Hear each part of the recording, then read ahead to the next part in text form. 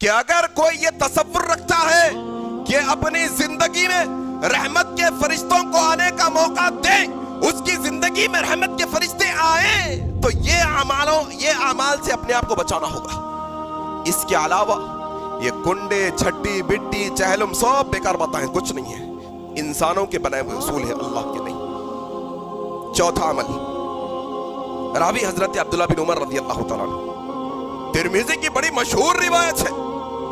اور ایک مسئلہ ہو گیا ہمارے پاس، بیماروں کے بیمار ہو گئے ہم، اللہ اکبر۔ کیا بیمار؟ کانوں میں سنے تو آتا لیکن سمجھ میں نہیں آتا۔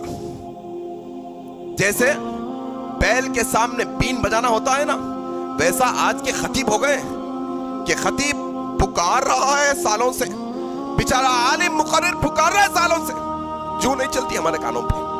اس بات کا احساس نہیں ہوتا کہ یہ بات سنائی گئی، عمل کرنا ہے ہمیں، احساس ختم ہو گئے ہمارے پاس، رسمی طور پر سننے والے ہو گئے۔ آؤ چوتھا عمل، راوی کون؟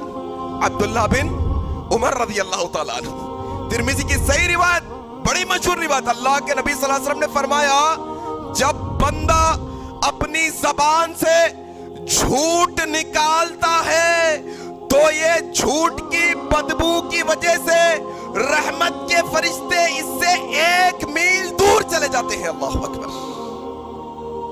ایک جھوٹ بولا 1 میل چلا گیا، ایک اور جھوٹ بولا 1 اور میل دور چلا گیا، ایک اور جھوٹ بولا 1 اور میل۔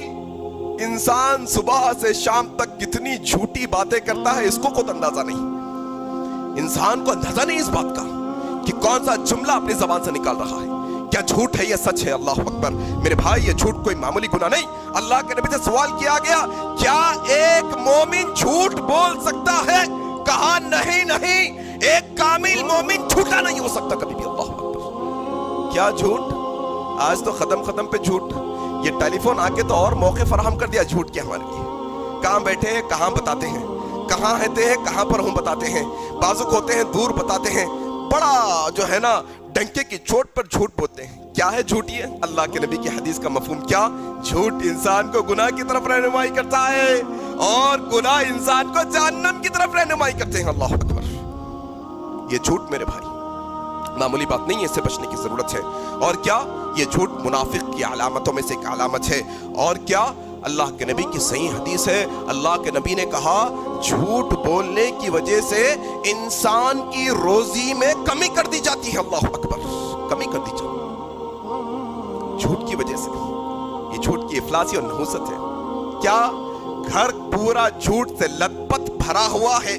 ماں باپ جھوٹ بولتے ہیں، بچے جھوٹ بولتے ہیں، گھر کے پورے افراد جھوٹ میں لت پت ہے، ان کا مال لا لیا دوں گا، جھوٹ نہیں دیتے، گھر میں ہوتے بچوں سے بولتے جاؤ نہیں ہو، گھر میں جھوٹ بھرا ہوا ہے، اور سمجھتے ہیں کہ رجب کے کنڈے کرنے سے ان کے گھر میں رحمت آئیں گی۔ اللہ اکبر۔ اور سمجھتے ہیں کہ 11ویں کرنے سے رحمت آئیں گی، فاتحہ وہ فلانے چیزیں کرنے سے۔ نہیں میرے بھائی، رحمت کے فرشتے دور ہو جاتے ہیں جھوٹ کی بدبو کی وجہ سے۔